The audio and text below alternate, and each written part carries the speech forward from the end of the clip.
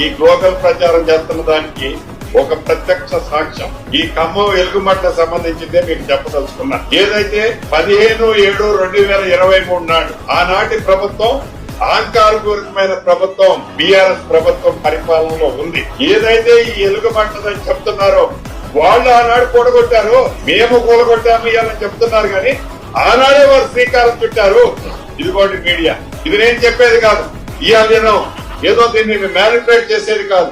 ఆనాడు ఈళ్లే కూడగొట్టే ప్రయత్నం చేసి కొన్ని కూడగొట్టారు, మళ్లీ తిరిగి కట్టారు వాళ్ళు.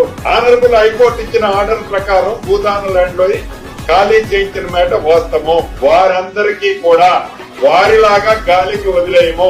ఈ ప్రభుత్వం పేదోడి ప్రభుత్వం.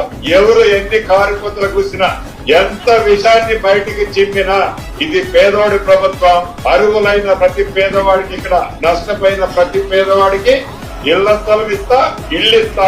ఈ ప్రభుత్వ పక్షాన గౌరవ ముఖ్యమంత్రి గారి ఆలోచనలకి పేదోడి ప్రభుత్వంగా ఇది తప్పకుండా చేస్తాం.